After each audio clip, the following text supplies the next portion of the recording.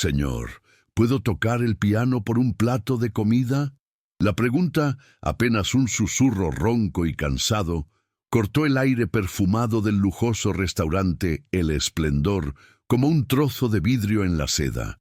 Mateo Herrera, el gerente, levantó la vista de su impecable podio, sus ojos recorriendo con desdén la figura encorvada de Arturo Vargas. El anciano, con su abrigo raído y sus manos temblorosas, parecía una mancha de hollín en un lienzo inmaculado. Una risa sofocada brotó de una mesa cercana, donde una pareja vestida de gala observaba la escena con diversión cruel. Mateo sonrió, una sonrisa tensa y afilada que no llegó a sus ojos. El contraste era brutal. La opulencia de Polanco, con sus candelabros de cristal, y el murmullo de conversaciones sobre acciones y viajes a Europa, chocando contra la cruda realidad de un hombre cuya única moneda era una habilidad invisible, una petición que sonaba a delirio. La voz de Arturo, aunque baja, no carecía de una extraña dignidad profundamente que irritó a Mateo. No era la súplica llorosa de un mendigo común, sino una transacción propuesta con una seriedad casi ceremonial. El gerente disfrutaba de estos pequeños momentos de poder, donde podía reafirmar el orden natural de su universo.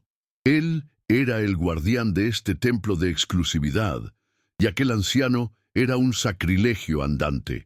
El murmullo en el salón creció, no de empatía, sino de un interés morboso, como si estuvieran presenciando un espectáculo inesperado. Los comensales, con sus copas de vino suspendidas en el aire, se convirtieron en un jurado silencioso y hostil. Para ellos, Arturo no era una persona, sino una interrupción, una nota discordante en la sinfonía perfecta de su noche de privilegio y exceso, un recordatorio desagradable de un mundo que preferían ignorar por completo. El silencio que siguió a la risa inicial fue aún más pesado, cargado de un juicio implacable. Arturo permaneció inmóvil, su mirada fija en Mateo, sin retroceder ante el desprecio palpable. No agachó la cabeza ni extendió la mano, simplemente esperó una respuesta, sosteniendo su oferta con una entereza que desconcertaba. Sus ojos, increíblemente lúcidos en un rostro devastado por el tiempo y la intemperie, parecían contener una historia inmensa, una tristeza tan profunda que por un instante fugaz hizo vacilar la arrogancia de Mateo. Pero fue solo eso, un instante.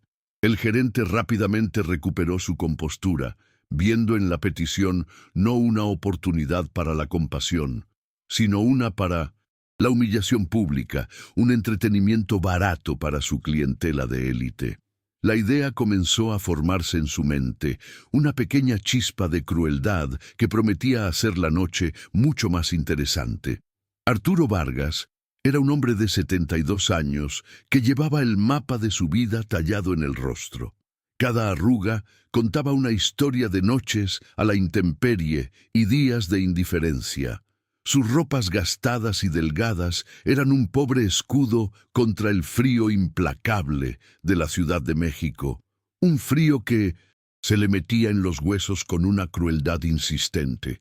Llevaba 2 días sin probar bocado, y el hambre era un animal vivo en su estómago, una garra que se apretaba y le robaba las fuerzas. Había sido la melodía suave de un piano, filtrándose débilmente hacia la calle, lo que lo había atraído a las puertas de El Esplendor. El calor que emanaba del interior al abrirse las puertas fue un abrazo y una bofetada al mismo tiempo, un paraíso al que sabía que no pertenecía, pero al que la desesperación lo había empujado a entrar. Sin embargo, detrás de la apariencia de un anciano derrotado por la vida, sus ojos conservaban una llama intacta, guardaban una lucidez asombrosa, y una tristeza tan vasta como el océano. Quienes lo veían en la calle, si es que se dignaban a mirarlo, solo veían a un indigente más, una estadística silenciosa. Pero Arturo era un hombre de una dignidad inquebrantable.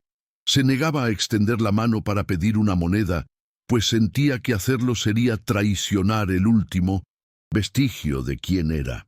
La música era lo único que le quedaba, el único lenguaje en el que aún podía expresar el valor de su alma.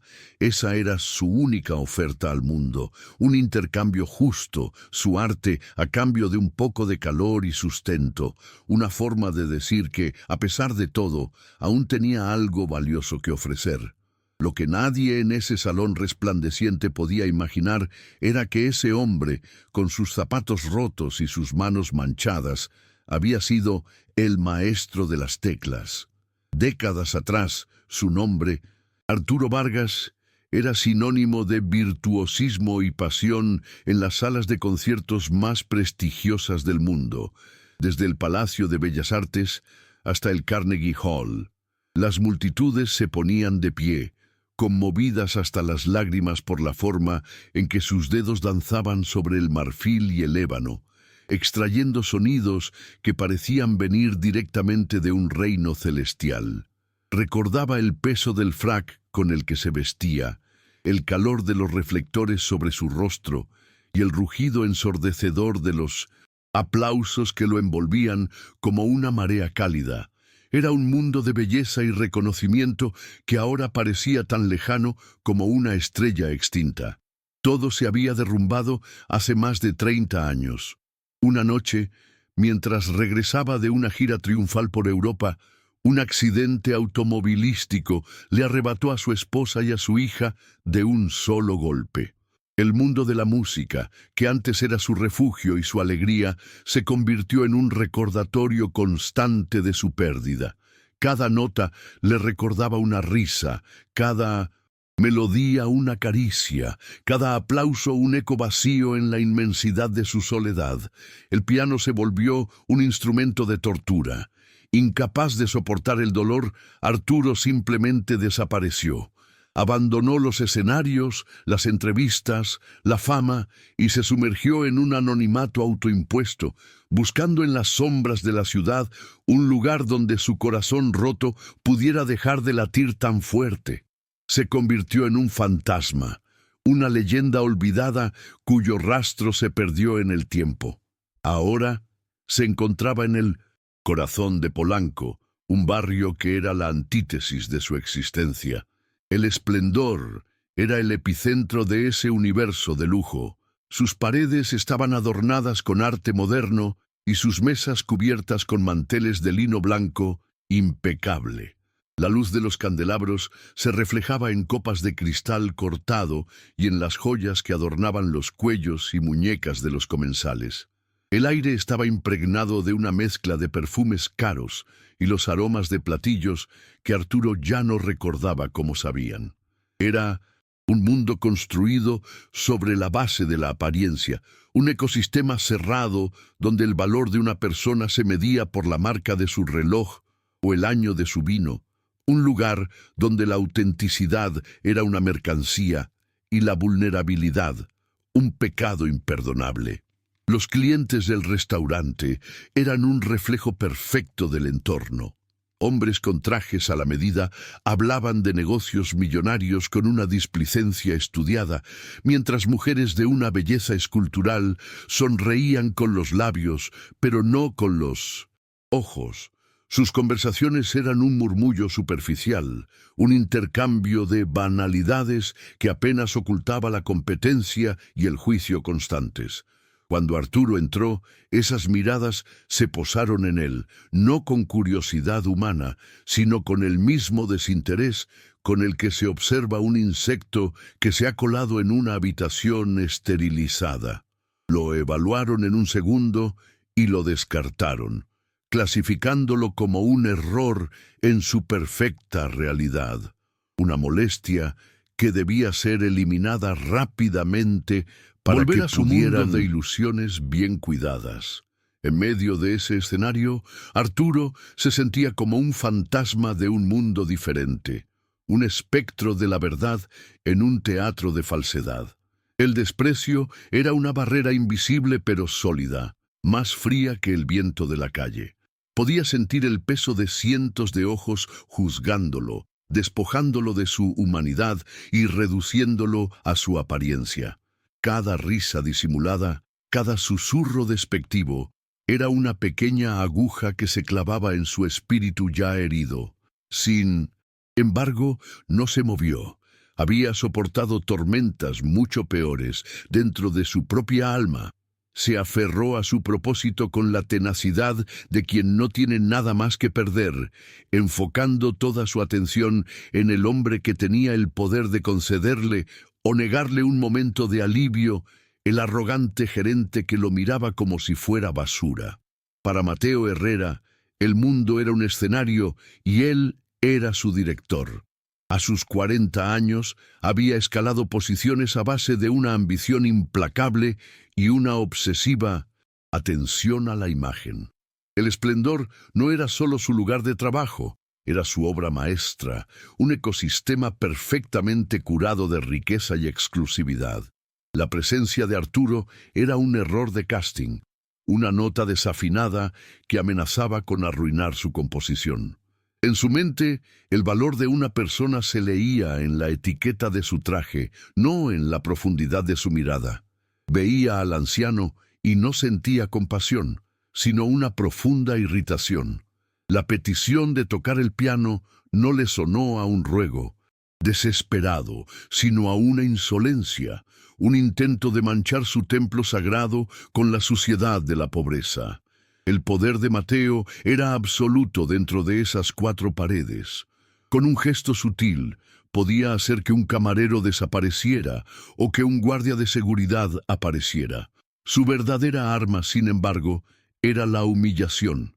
Disfrutaba el arte de hacer sentir a la gente fuera de lugar, de recordarles su inferioridad con una sonrisa condescendiente o una palabra afilada. Su amenaza contra Arturo no era física, sino moral. Podía exponerlo, ridiculizarlo frente a una audiencia de élite y luego desecharlo a la fría noche, asegurándose de que el anciano se fuera no solo con el estómago vacío, sino también con el espíritu aplastado. Para Mateo, mantener el orden y la imagen prístina de su restaurante era una misión sagrada, y estaba dispuesto a aplastar a cualquiera que se interpusiera en su camino. Del otro lado del abismo social, para Arturo, lo que estaba en juego trascendía infinitamente la necesidad de un plato de comida. El hambre era un dolor agudo, pero había un anhelo aún más profundo que lo había impulsado a entrar. Ese piano de cola, un imponente Steinway negro que brillaba bajo las luces, no era solo un instrumento. Era un portal a su verdadero yo, un ancla a la única identidad que le quedaba. Tocarlo significaba reconectarse con el hombre que fue, con el esposo y padre que amaba, con el artista que podía hacer llorar al mundo con su música. Era una oportunidad de demostrar, aunque fuera solo para sí mismo, que el maestro de las teclas no había muerto del todo, que su alma aún existía bajo las capas de mugre y desesperación. Aquí, en el silencio tenso del restaurante, se dibujaba el conflicto central, la lucha de la dignidad humana contra la arrogancia de la superficialidad. Era el valor intrínseco del arte contra el valor asignado del dinero.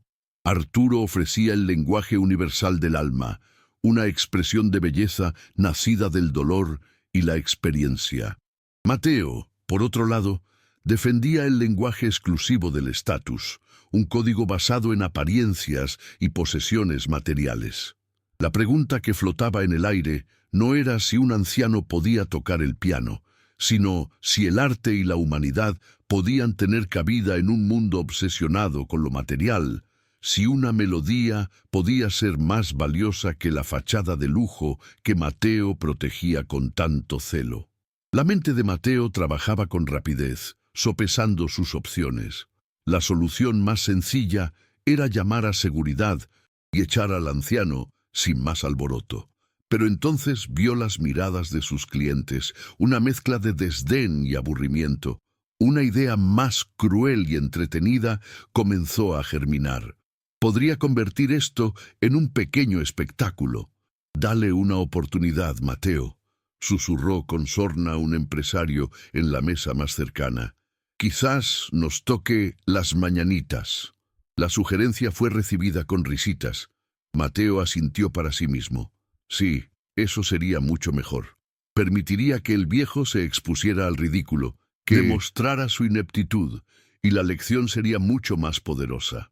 La humillación pública era siempre más satisfactoria que una simple expulsión. El ambiente se cargó de una complicidad cruel. Los comensales se acomodaron en sus asientos, preparándose para el espectáculo. Las conversaciones cesaron, reemplazadas por una expectativa burlona. Nadie creía que el anciano pudiera hacer algo más que aporrear las teclas de forma incoherente. Se convirtieron en una turba silenciosa, unida en su prejuicio y listos para disfrutar de la caída del intruso. Arturo sintió la energía colectiva de la sala, el peso de su desprecio unificado. No era solo Mateo su antagonista, era todo ese mundo, esa cultura de la indiferencia que lo había mantenido invisible durante años. Ahora de repente era el centro de atención, pero de la peor manera posible, como el bufón de la corte. A pesar del miedo y la debilidad que el hambre le provocaba, Arturo no desvió la mirada del piano. Aquel instrumento era su única salvación posible en ese mar de hostilidad. Lo llamaba, le prometía un refugio. Sabía perfectamente lo que todos esperaban, que fracasara estrepitosamente. Comprendía las reglas de aquel mundo, aunque no participara en él. Su apariencia era su sentencia a ojos de ellos, pero dentro de sí una pequeña chispa de desafío comenzó a arder. No tocaría por ellos, ni siquiera por la comida. Tocaría por su esposa, por su hija, por el hombre que había sido. Tocaría para recordar que bajo los harapos su espíritu seguía intacto y su arte era real.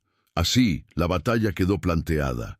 Por un lado, Mateo y su mundo de apariencias, armados con el poder del dinero y el desprecio social. Por otro, Arturo, un rey en el exilio, armado únicamente con la memoria de su talento y una necesidad desesperada de afirmar su propia existencia. El premio para uno era una cena caliente y un momento de respiro. Para el otro, la reafirmación de su control y una dosis de entretenimiento sádico. Pero en un nivel más profundo, lo que se disputaba en el lujoso salón de El Esplendor era la definición misma del valor humano. La tensión era palpable, un hilo a punto de romperse, mientras todos esperaban la decisión del gerente, el veredicto del director de escena. Mateo saboreó el momento, dejando que el silencio se estirara hasta casi romperse. Paseó su mirada por los rostros expectantes de sus clientes y finalmente la posó sobre Arturo, inflando el pecho con aire de superioridad. Su voz resonó en el salón con una claridad cruel y teatral. «Está bien», concedió, como un emperador otorgando un capricho a un esclavo. «Toque una canción, abuelo. Vamos a ver si su música vale un plato de comida». Una ola de risas contenidas recorrió el restaurante. No era una oportunidad, era una sentencia. Mateo se cruzó de brazos, una sonrisa de suficiencia dibujada en su rostro. El escenario para la humillación estaba perfectamente montado, y él era el maestro de ceremonias. La tensión en la sala no era de suspense, sino de anticipación sádica, la misma que precede a un sacrificio. Arturo asintió lentamente, sin decir una palabra. Cada movimiento parecía costarle un esfuerzo inmenso mientras se giraba y comenzaba su lento peregrinaje hacia el piano. El trayecto de apenas 10 metros se sintió como 1 kilómetro. Cada paso era pesado, deliberado. El sonido de sus zapatos gastados, una afrenta contra la alfombra persa. El silencio en el esplendor era ahora absoluto, roto únicamente por el viento nervioso. Todos los ojos estaban fijos en su figura frágil y encorvada, una silueta de pobreza moviéndose a través de un océano de opulencia. Era la caminata de un condenado hacia el patíbulo. y cada comensal era un espectador ansioso de la ejecución. Arturo no miró a nadie. Su vista estaba fija en el imponente instrumento negro que lo esperaba como un altar. Al llegar al piano, se detuvo por un instante. La madera lacada brillaba con un lustre perfecto, un reflejo distorsionado. De su rostro cansado apareció en la superficie. Sus manos, manchadas por la calle y temblorosas por el frío y el hambre, contrastaban violentamente con las teclas de marfil y ébano, inmaculadas y perfectas. Con una reverencia casi imperceptible, extendió un dedo y rozó suavemente una de las teclas centrales, sin producir sonido alguno. Fue un gesto íntimo, un saludo silencioso a un viejo amigo perdido, un momento de comunión que nadie en la sala pudo comprender. En ese simple contacto, pareció recargar una energía olvidada, un recuerdo de la conexión visceral que siempre había existido entre su alma y la música, un mundo donde él era rey. Con una dignidad que parecía fuera de lugar en su cuerpo maltratado, Arturo se acomodó en el taburete de cuero, y entonces algo cambió. Su espalda, antes encorvada por el peso de los años y la miseria, se enderezó sutilmente. No era la postura de un mendigo, sino la de un concertista. Cerró los ojos, y en esa oscuridad autoimpuesta, el ruidoso y hostil restaurante se desvaneció. Su rostro, antes una máscara de agotamiento, se transformó, adquiriendo una expresión de profunda concentración y serenidad. El público se inclinó hacia adelante, esperando el primer acorde torpe que desataría sus risas. Mateo, observando desde la distancia, sonrió con más fuerza. El acto final de la comedia estaba a punto de comenzar. La tensión era palpable, el aire denso con prejuicio. Un segundo de silencio se extendió como una eternidad. El mundo entero pareció contener la respiración. En ese instante suspendido, Arturo no era un anciano en harapos, ni un objeto de burla. Era un conducto, un recipiente esperando ser llenado por algo mucho más grande que él mismo. Su mente se vació de la humillación, del hambre, del frío. Solo quedaba el mapa de las teclas impreso en su memoria muscular y el eco de melodías que habían dormido en su interior durante 3 décadas. La audiencia esperaba un fracaso, un ruido patético que confirmara sus creencias sobre el orden del mundo. Esperaban la prueba de que un hombre con esa apariencia no podía, bajo ninguna circunstancia, crear belleza. Estaban a punto de recibir la sorpresa de sus vidas. En una de las mesas más discretas, un hombre de sienes plateadas y ojos cansados observaba con una mezcla de irritación y resignación. Era Alejandro Quintana, un legendario crítico musical ya retirado cuya reseña podía consagrar o destruir una carrera. Había acudido a El Esplendor por insistencia de su esposa, buscando una cena tranquila, y ahora se veía atrapado en este espectáculo de mal gusto. «¿Qué necesidad de permitir esto, por Dios?», le susurró a su mujer, moviendo la cabeza con desaprobación. Para él, el piano era un instrumento sagrado, y ver a aquel hombre a punto de profanarlo le producía una ofensa casi personal. Se preparó para lo peor, ajustándose las gafas con un gesto de fastidio y esperando que el suplicio terminara pronto. Para avivar aún más el fuego de la humillación, Mateo se acercó a la mesa del empresario que le había dado la idea y comentó en un susurro lo suficientemente alto como para ser oído por varios. «Esperemos que no nos desafine el Steinway. Cuesta más que su vida entera». Las risas que siguieron a su comentario fueron como pequeños latigazos en la espalda de Arturo, pero el anciano no pareció oírlas. Su concentración era total, una fortaleza impenetrable que había construido a su alrededor. Estaba en otro lugar, en otro tiempo, lejos del desprecio y la arrogancia de aquella gente. El peso de sus miradas ya no le importaba. Solo existían él y las 88 teclas que se extendían ante él como una promesa de redención. Dentro de su mente, Arturo no veía las caras burlonas ni el lujo insultante. Veía el rostro de su hija Sofía sentada a su lado en un piano similar, sus pequeñas manos intentando imitar las suyas. Recordó su risa, el sonido más perfecto que jamás había escuchado, una melodía que ninguna orquesta podría replicar. Recordó a su esposa, Elena, escuchándolo practicar desde el umbral de la puerta, con una mirada llena de amor y admiración. Fue por ellas, por esos fantasmas sagrados, que sus dedos finalmente descendieron. No lo hizo por la comida, ni para probarle nada a nadie en esa sala. Lo hizo para traerlas de vuelta, aunque fuera por el espacio efímero de una canción, para construirles un monumento de sonido en medio del silencio. Y entonces sonó la primera nota. No fue un golpe torpe ni un acorde disonante. Fue un sonido delicado, casi tímido, pero de una claridad cristalina que flotó en el aire y silenció las últimas sonrisas. Le siguió otra y luego una cascada de arpegios que surgieron de la nada, complejos y melancólicos. No era una canción popular ni una melodía sencilla para principiantes.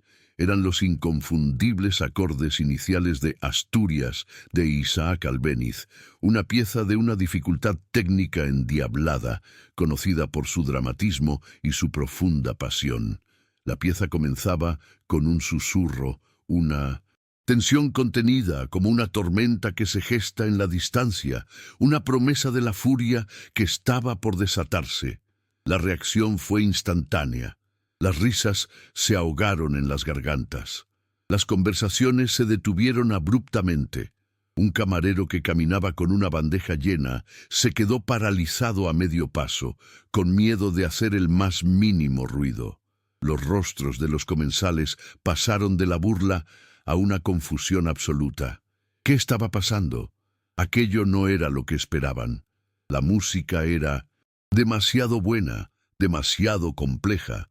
No encajaba con la imagen del anciano andrajoso que tenían delante. La sonrisa de Mateo se congeló en su rostro. Sus ojos se abrieron con una incredulidad que rápidamente comenzó a transformarse en una incómoda inquietud. El control de la situación se le estaba escapando de las manos de una forma que no podía comprender. A medida que la pieza avanzaba, la timidez inicial de Arturo desapareció por completo. Sus manos, que antes temblaban de debilidad, ahora volaban sobre el teclado con una precisión y una velocidad asombrosas. Ya no eran las manos de un anciano, sino las de un maestro en pleno dominio de su arte. Cada nota era perfecta, cada matiz ejecutado con una emoción que calaba hasta los huesos. El piano, que había sido un mero objeto de decoración de lujo, cobró vida bajo sus dedos. Ya no era un instrumento, era una extensión de su propio ser, un vehículo para los 30 años de dolor, soledad y anhelo que había guardado en su alma. Música llenó cada rincón del restaurante, una fuerza arrolladora que exigía atención. En su mesa, el crítico musical, Alejandro Quintana, se quedó sin aliento. Dejó caer su servilleta sobre el plato, sus ojos fijos en las manos del pianista. Su ceño, antes fruncido por el fastidio, ahora lo estaba por una concentración febril. Reconocía la pieza, por supuesto, pero era la interpretación lo que lo dejó helado. Esa forma de atacar las notas graves, esa delicadeza en los pasajes más rápidos, ese fraseo tan particular y lleno de un dolor contenido. Solo lo había escuchado así una vez, hacía más de 30 años. Se inclinó hacia adelante, el corazón latiéndole con fuerza en el pecho. Le puso una mano en el brazo a su esposa sin apartar la vista del anciano. «No es posible», susurró, su voz apenas audible. Ese estilo, ese toque. La música se transformó en un torrente. Los dedos de Arturo, ahora un borrón sobre las teclas, desataron toda la furia y la melancolía de la pieza. Asturias dejó de ser una composición de Albéniz para convertirse en la autobiografía de Arturo Vargas. Cada acorde poderoso era un golpe del destino. Cada pasaje rápido y frenético era un recuerdo de la felicidad perdida, y cada melodía melancólica era una lágrima por su esposa y su hija. El piano de cola rugía y sollozaba bajo su dominio, una bestia magnífica y dócil a su voluntad. El restaurante entero se convirtió en la caja de resonancia de su dolor. La música era tan intensa, tan cargada, de una vida de sufrimiento y amor, que se sentía como una fuerza física, una ola que rompía contra todos los presentes, demoliendo sus defensas de cinismo y superficialidad. El cambio en la audiencia fue total y absoluto. Las expresiones de burla se habían disuelto, reemplazadas por una estupefacción reverente. Una mujer en una mesa cercana se secaba discretamente una lágrima con su servilleta de lino. Un hombre de negocios, que minutos antes se reía a carcajadas, ahora miraba fijamente al pianista, su boca ligeramente abierta, completamente absorto. Las copas de vino permanecían intactas, la comida se enfriaba en los platos. Nadie se atrevía a moverse ni a susurrar. Estaban presenciando algo puro y verdadero, un milagro artístico que había surgido del lugar más inesperado. En ese momento, las ropas gastadas de Arturo se volvieron invisibles. Solo existía el alma del hombre, desnuda y resplandeciente a través de la música que creaba. El rostro de Mateo Herrera era un poema de horror. La sangre había desaparecido de su cara, dejándole una palidez cerosa. Su sonrisa arrogante se había desvanecido, reemplazada por una máscara de incredulidad y pánico. El control absoluto que tanto valoraba se había hecho añicos en 1000 pedazos. Había querido montar un circo para humillar a un mendigo, y en su lugar había puesto en el escenario a un titán. Cada nota perfecta era una bofetada a su juicio. Cada ovación contenida en los corazones del público era un clavo en el ataúd de su autoridad. Estaba atrapado, impotente, reducido a un simple espectador del triunfo del hombre que había despreciado. El abuelo no era un bufón, era un rey, y acababa de reclamar su trono en el corazón del imperio de Mateo. En su mesa, Alejandro Quintana ya no tenía dudas. Su mente, entrenada durante 50 años para reconocer el genio, unió todas las piezas.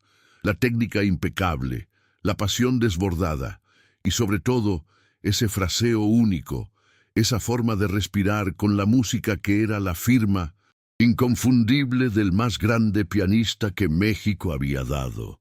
Se giró hacia su esposa, sus ojos brillando con una emoción febril, la emoción de un arqueólogo que descubre una ciudad perdida. «No puede ser», repitió, esta vez no como una pregunta, sino como una afirmación maravillada. «Ese estilo, es Arturo Vargas. Te juro por mi vida que es él». Su esposa lo miró, incrédula, y luego observó al anciano en el piano, y la verdad de la afirmación la golpeó con la fuerza de una revelación. Con un último acorde atronador que pareció sacudir los cimientos del edificio, la pieza llegó a su fin. Arturo mantuvo sus dedos sobre las teclas, dejando que la vibración final se extinguiera lentamente en el aire hasta que solo quedó el silencio. Pero era un silencio diferente al de antes. No estaba cargado de desprecio, sino de una magia palpable, de una emoción colectiva tan densa que se podía sentir en la piel. Era el silencio sagrado que sigue a una experiencia trascendente. El silencio de las catedrales, el silencio del alma cuando es tocada por la belleza. Durante varios segundos, nadie se movió. Nadie respiró. El hechizo era demasiado poderoso para ser roto. El tiempo mismo parecía haberse detenido en honor al arte. Lentamente, como si despertara de un trance de 30 años, Arturo abrió los ojos. Una única lágrima, largamente contenida, se deslizó por su mejilla y cayó sobre las teclas de marfil. Su mirada no se enfocó en el público ni en el lujo que lo rodeaba. Miraba más, allá, a un punto en la distancia que solo él podía ver, donde los fantasmas de su amor lo esperaban. En su rostro no había triunfo, solo una inmensa y catártica liberación. Estaba exhausto, vaciado, como si hubiera entregado cada gramo de su ser en esa interpretación.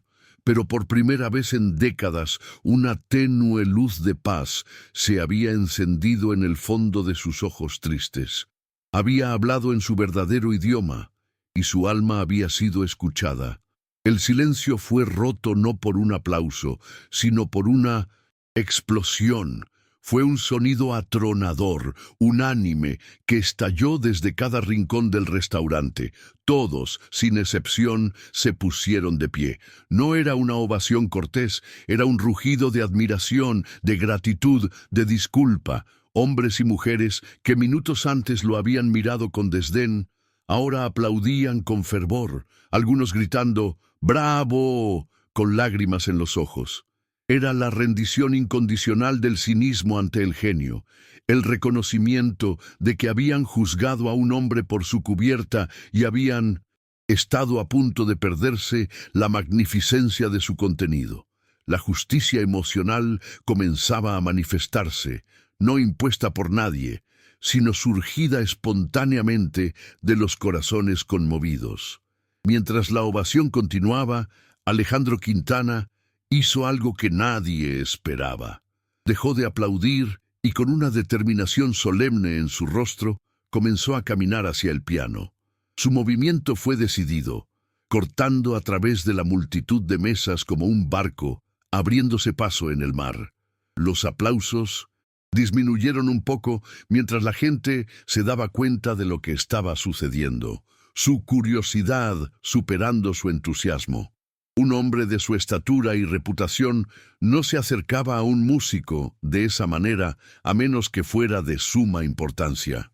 El equilibrio de poder en la sala se había invertido de forma tan completa y dramática que ahora era la élite, en la persona del crítico más respetado, la que buscaba una audiencia con el hombre de la calle. Alejandro Quintana llegó hasta el borde del piano.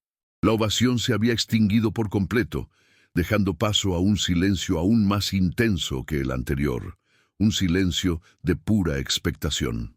El crítico no se paró frente a Arturo como un superior, sino como un devoto ante un altar. Inclinó ligeramente la cabeza, un gesto de respeto que dejó a todos atónitos.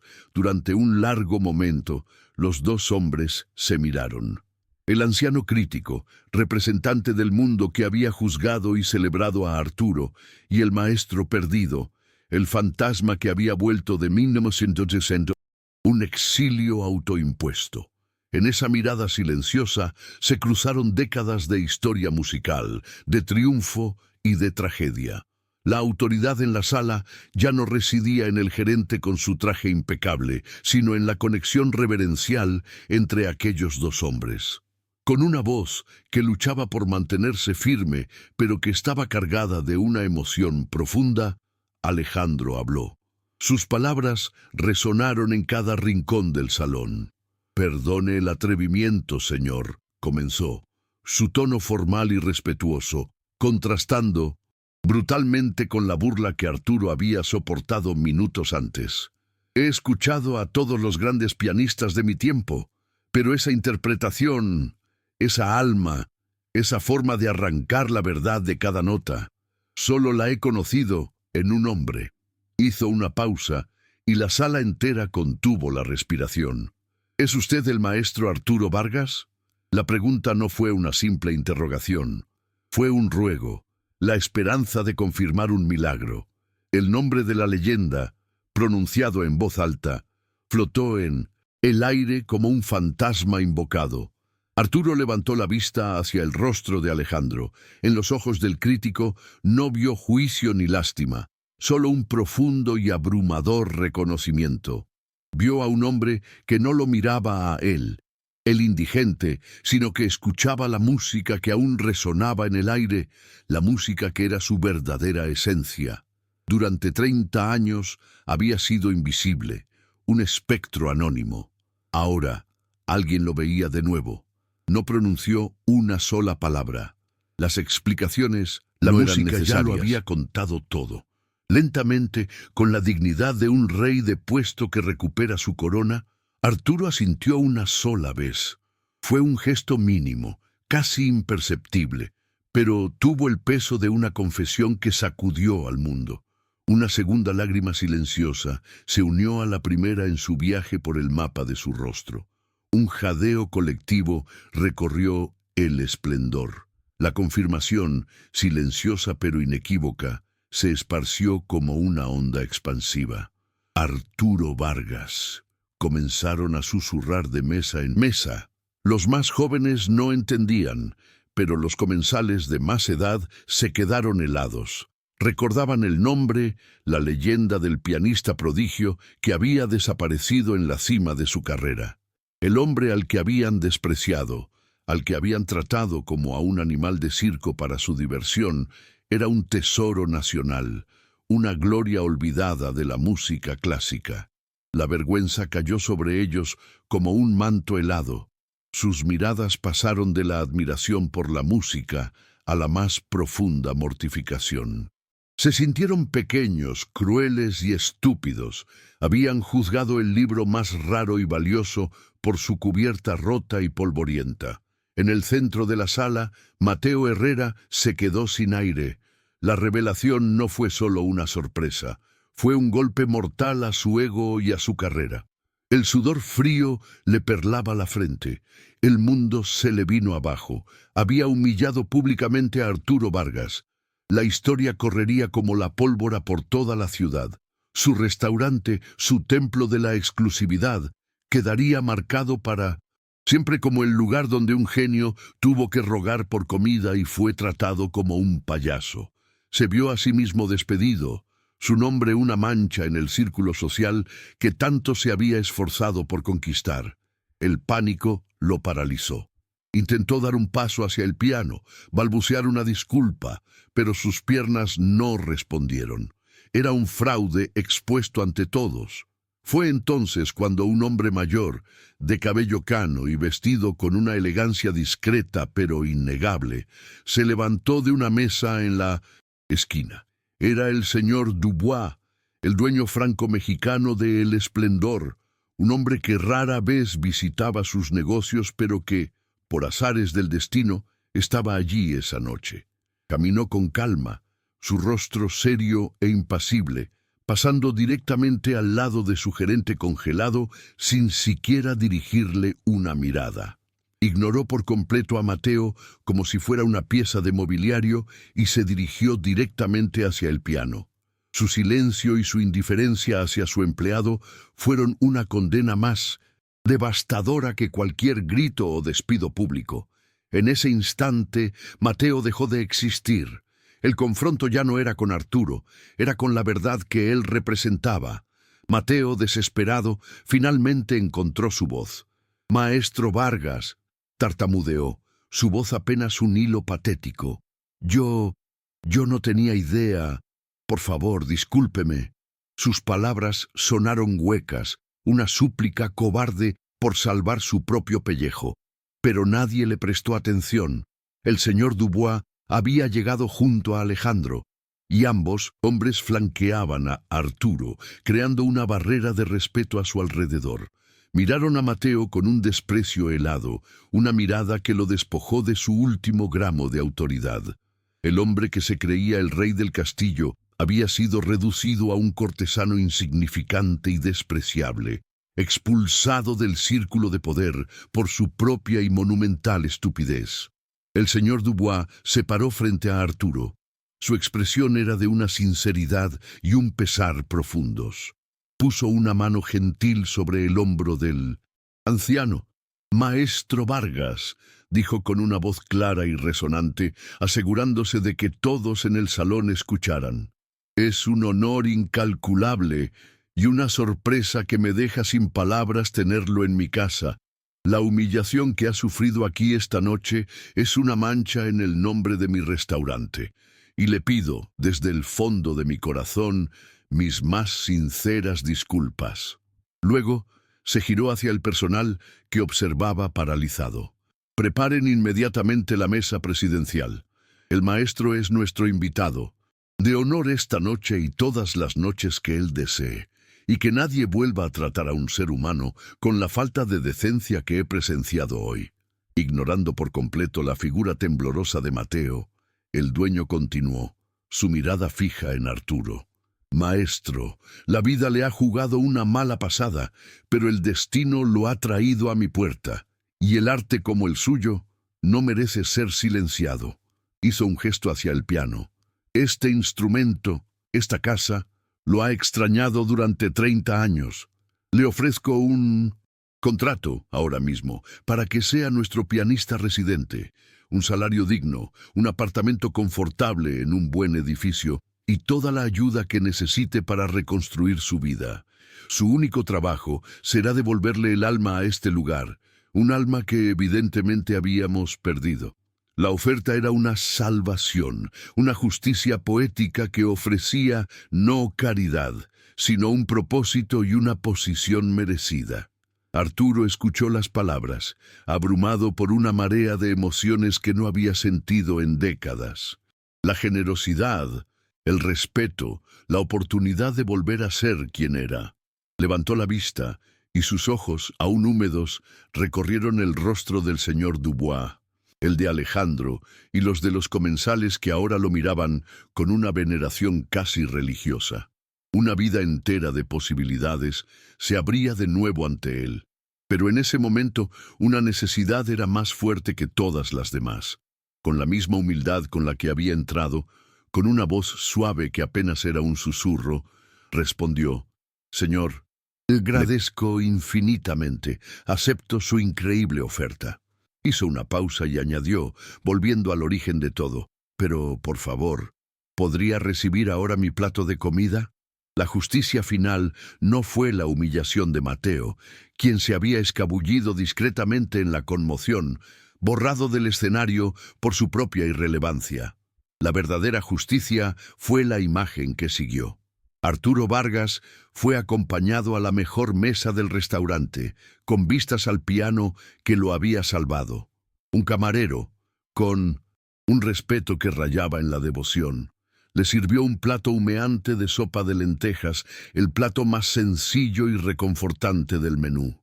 Con manos que aún temblaban, no por debilidad, sino por el peso del momento, Arturo tomó la cuchara y probó el primer bocado caliente en más de 2 días, y mientras comía, un silencio respetuoso envolvía el salón, y todos los presentes entendieron que estaban presenciando algo más que un hombre saciando su hambre.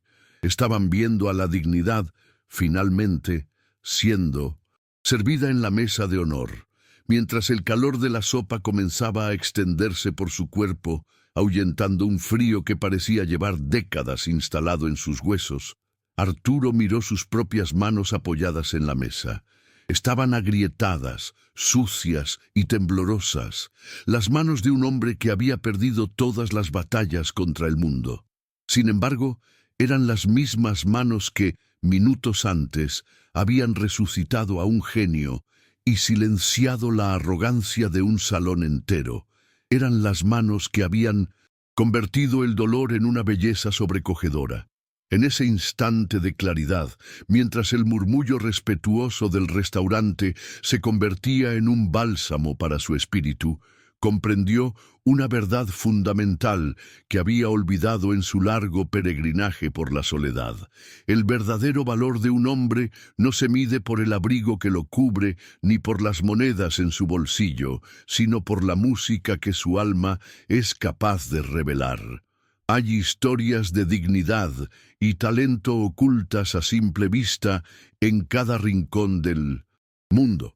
Comparte este relato si crees que el verdadero valor de las personas siempre merece ser reconocido.